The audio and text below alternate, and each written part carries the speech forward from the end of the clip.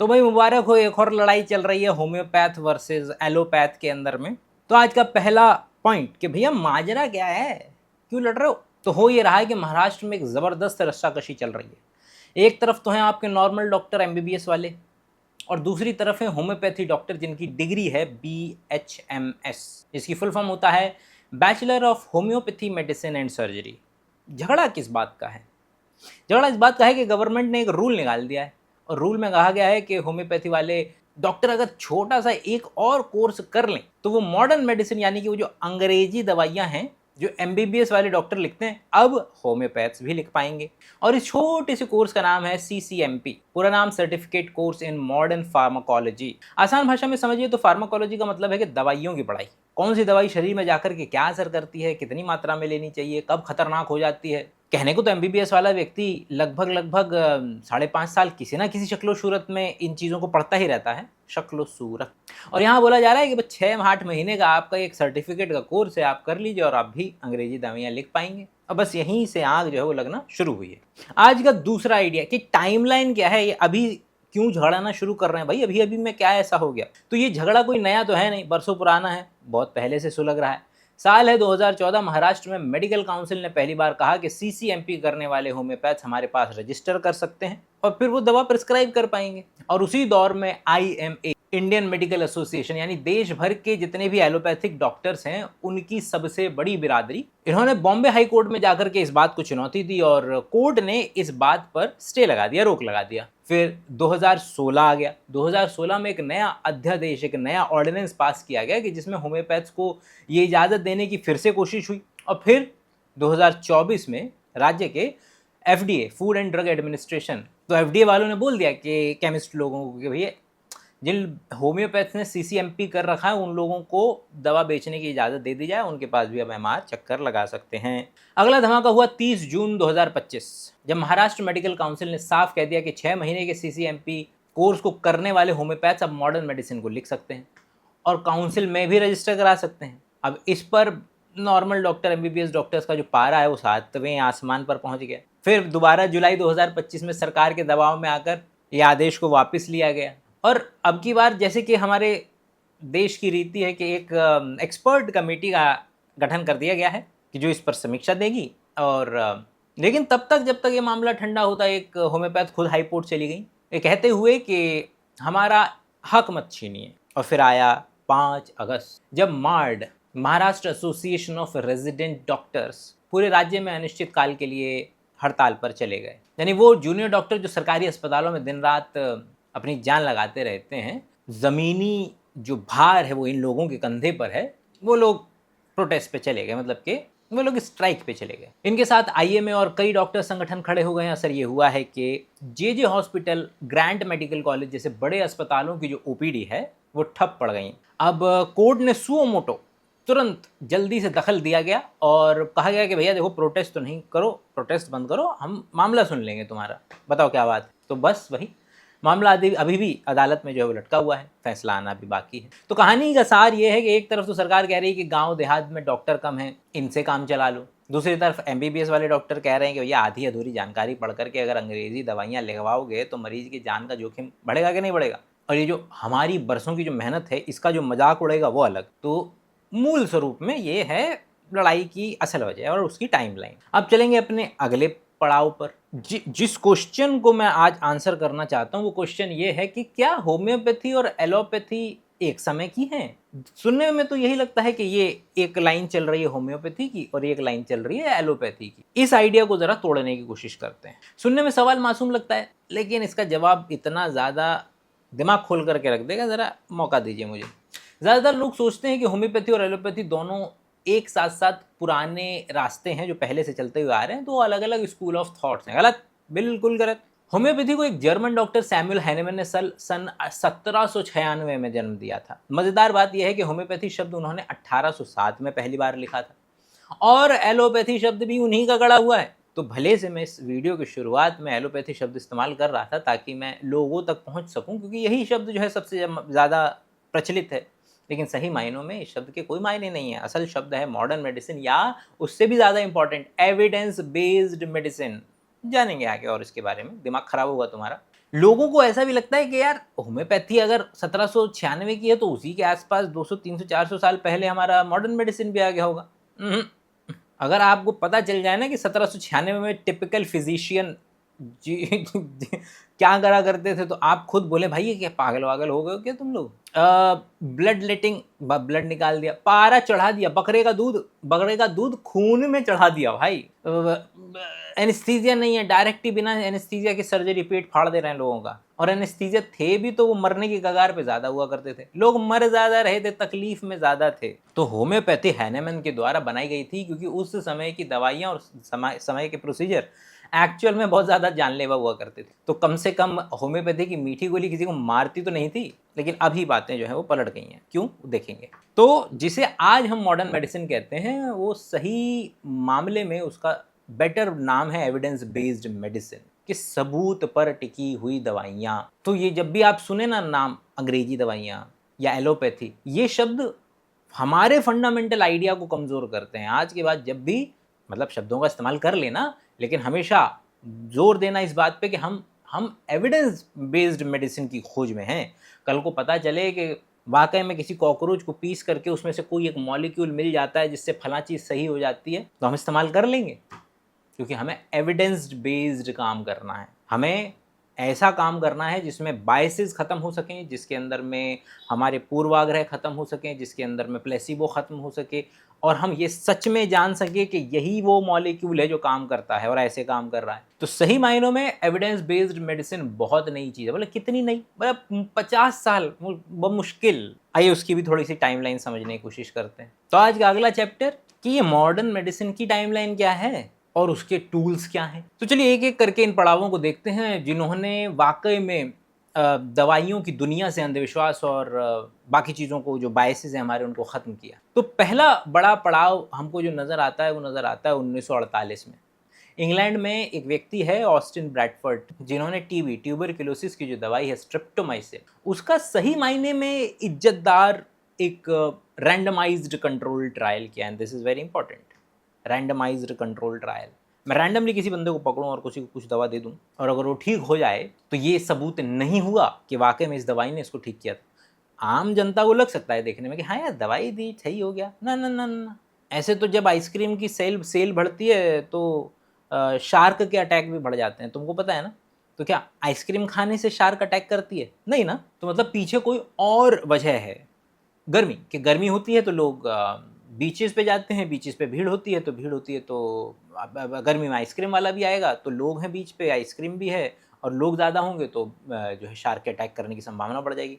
बोलेगा ओ, इसलिए रैंडमली किसी व्यक्ति को दवाई दे दी, उस पर असर कर गई, तो इसको हम लेकर के पूरी दुनिया को वो दवाई खिलाने लगे, ठीक नहीं लगेगा ना। कैसे? आप बहुत ज़्यादा प्रोमिनेंटली लोग कहते हैं कि भैया देखो ये जो होम्योपैथी की दवाई हमारे तो फला फला अंकल ने खाई थी, उन तो सही हो गए, चेंज करते हैं। मैं जाता हूँ तुम्हारे पास और बोलता हूँ कि भाई मेरे को भी अंकल वाली प्रॉब्लम थी, मैंने तो खाया गधे का गोबर, और भाई साहब 4 दिनों के अंदर में ऐसी मेरी तबीयत सही हुई है। अभी क्योंकि गधे के गोबर की बात आ गई तो अभी आप जरा सतर्क हो जाएंगे, बोले कि गधे का गोबर ही काम कर रहा था, कुछ और तो नहीं था।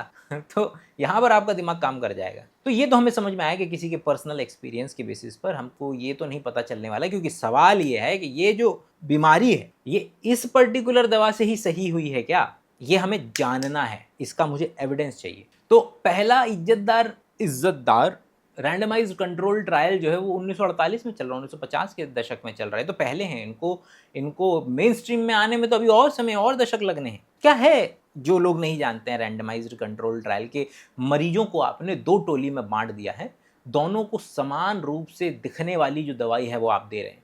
दिखने में बिल्कुल ऐसी लगनी चाहिए, जो एक में स्ट्रेप्टोमाइसिन है, एक में कुछ कड़वा पदार्थ है, दोनों टेस्ट में सेम होती हैं। डॉक्टर को भी नहीं पता है कि वो किसको दवाई दे रहा है, किसको फालतू की गोली दे रहा है। और फिर हम चेक करते हैं कि वाकई में जिनको फालतू में गोली दी उनमें कितने लोग ठीक हुए, और जिनको सच में स्ट्रेप्टोमाइसिन दी उनमें कितने लोग सही हुए।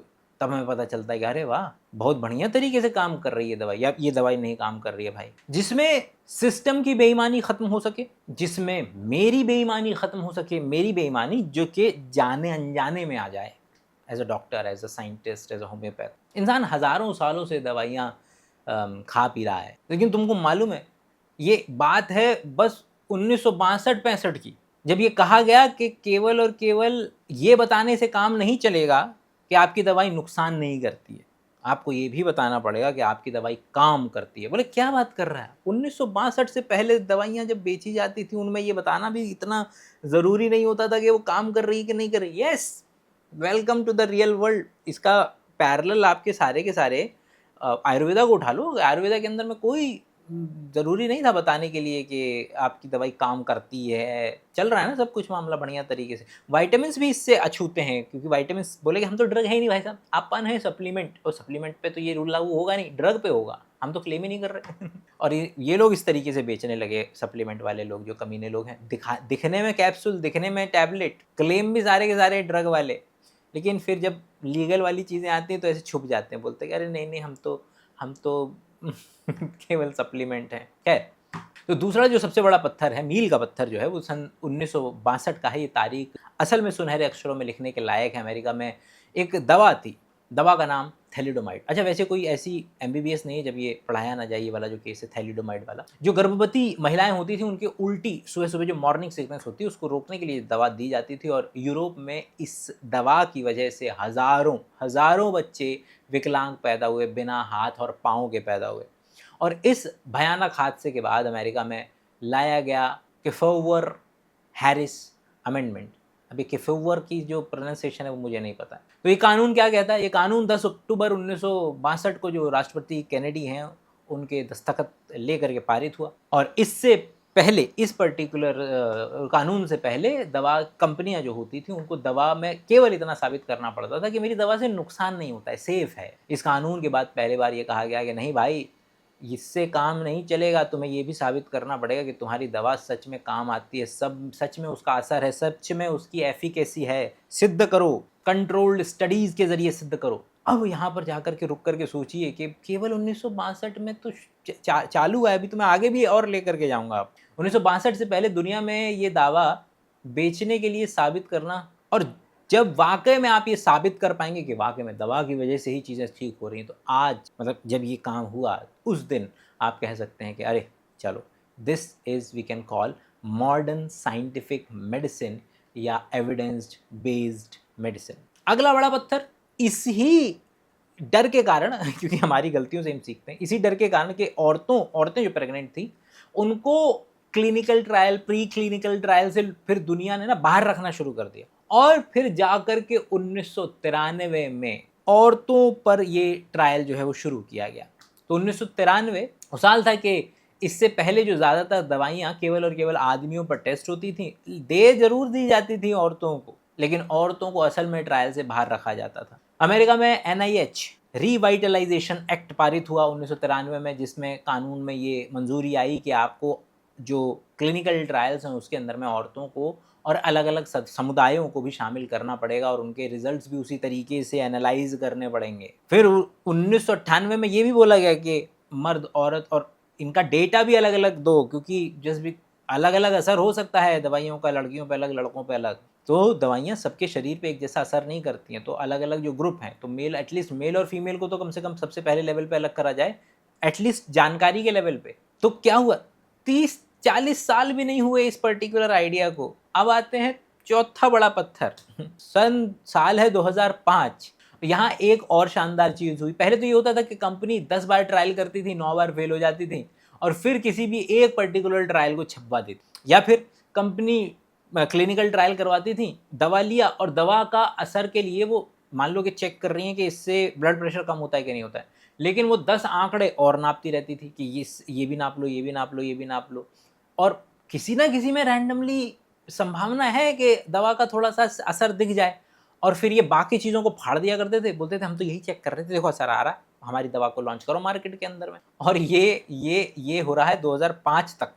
तो इस घटिया काम को रोकने के लिए वो जर्नल वगैरह ने नियम बनाना शुरू किया कि भैया ट्रायल शुरू करने से पहले क्या चेक कर रहे हो, क्यों चेक कर रहे हो, किस में देखोगे, कैसे देखोगे, सारी की सारी जानकारी सार्वजनिक रूप से रजिस्टर करानी पड़ेगी। और ये काम अभी 2005 से चालू हुआ है, ताकि एटलीस्ट ट्रांसपेरेंसी बनी रहे। तो देखिए कि रैंडमाइज्ड कंट्रोल ट्रायल 1950 के दशक में पहली बार दवाई काम करती है बताना पड़ेगा 1962 में, औरतों को शामिल किया गया 1993 में, क्लिनिकल ट्रायल को पहले से रजिस्टर कराना पड़ेगा 2005 में, और इसके बाद भी ये चीज़ें अभी भी चली रही हैं। पिछले 2016, 2019, 21 की तो मैंने बातें बताई भी नहीं है। तो क्या पता चला? तो पता चला कि it was never about homeopathy versus allopathy, it was always about this ब्रह्म ज्ञान की प्राप्ति, कि भाई कोई भी बंदा क्यों ना हो, मॉडर्न मेडिसिन वाला क्यों ना हो, सड़क पे चलता कोई फला तेल बेचने वाला क्यों ना हो, होम्योपैथी वाला, आयुर्वेदा वाला, यूनानी सिद्धा, कोई भी क्यों ना हो, सवाल ये है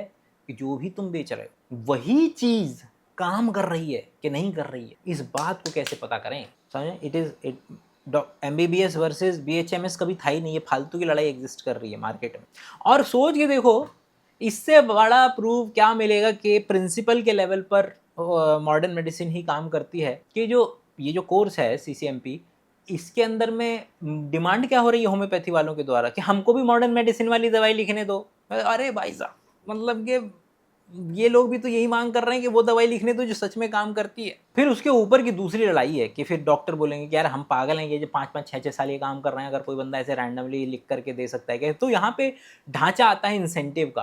तो आज का इसको मेरे पास बहुत सारे पॉइंट्स थे, लेकिन मुझे लग रहा है मैं ज़्यादा बोल रहा हूँ। तो ये वाला आइडिया भी अगर आप लेके चले जाएंगे आज की तारीख का, which is very important idea, कि टाइमलाइन भी अगर तुम्हारे दिमाग में बैठ जाए। एक और आइडिया देता हूँ, ऐसे बहुत सारी बातें थी मुझे बतानी थी, कि इंसेंटिव भी देखना पड़ेगा ना। सरकार का क्या इंसेंटिव है? वो सबको दे देगी कि भाई 1000 MBBS मेडिकल कॉलेज बनाने के लिए जितना अंधा करोड़ों रुपए, अरबों रुपए लगते हैं, उतना पैसा है नहीं, उतने मेडिकल कॉलेज खुल नहीं रहे। नीट में 50 परसेंटाइल का मतलब है 50 परसेंटाइल वाला, 45 परसेंटाइल वाला बंदा भी जो है वो डॉक्टर बन सकता है, जिसके नीचे 55% लोग हैं, 55 परसेंटाइल लोग हैं। लेकिन मेडिकल कॉलेज ही नहीं है, प्राइवेट वाले इतना पैसा ले रहे हैं। तो सरकार का बिल्कुल इंसेंटिव अलाइंड है कि भैया वो तो बता देंगे कि देखो भारत में इतने सारे डॉक्टर हैं, इंटरनेशनल प्लेटफॉर्म पे जाकर के देखो हमारे पास तो इतने डॉक्टर हैं, हमारे पास तो 800 पे एक डॉक्टर है। लेकिन अबे आयुर्वेदा, यूनानी सिद्धा, ये सबको हटाओ, नॉर्मल MBBS वाले कितने डॉक्टर हैं तो पता चलेगा उसमें तो भैया हम बहुत पीछे हैं, सॉरी। तो वो तो इसलिए नहीं बोलने वाले, क्या नाम है, होम्योपैथ क्यों बोलेंगे? होम्योपैथ वालों को तो वो मिल रहा है, क्या नाम है, मौका मिल रहा है, नया पैसा कमाने का, नई अपॉर्चुनिटीज़ मिल रही हैं, तो वो क्यों मना करेंगे? फार्मा कंपनी वाले क्यों मना करेंगे? देश के अंदर में जितने लोग दवाइयाँ लिखने के लिए लीगली मान्यता प्राप्त हो जाए उनके लिए तो उतना फ़ायदा है। डॉक्टर्स के 2-3 मेन रहेंगे, कि एक तो ये कि भैया हम पागल हैं क्या कि हम इतनी मेहनत कर रहे हैं, और दूसरा मरीज़ की नज़र से कि भैया मरीज़ की भी तो सोच लो भाई, कोई मर जाएगा। क्योंकि एक्चुअली में केसेस हैं, आज मेरे को सारे केसेस बताने थे लेकिन नहीं बता रहा हूँ, क्योंकि 10-15 मिनट मैं चाह रहा हूँ कि रेगुलरिटी के साथ में हर वीडियो में एक आइडिया भी अगर जो है अच्छे से पता चल जाए, तो नेक्स्ट टाइम जब होम्योपैथी की वीडियो बनाएंगे तब कुछ और आइडियाज़ को जो है वो समझने की कोशिश करेंगे। आज के लिए इतना रखते हैं। बीच में फ्लैशेज आ रहे थे। जिन लोगों ने मनीषाला चैनल ज्वाइन नहीं किया है, केवल सीरियस लोग, और तुम अगर फालतू में एक आध वीडियो देख रहे हो मनीषाला की, तो अनसब्सक्राइब कर देना। हम मिलेंगे अगले वीडियो में, तब तक के लिए अपना ख्याल रखें। Bye bye.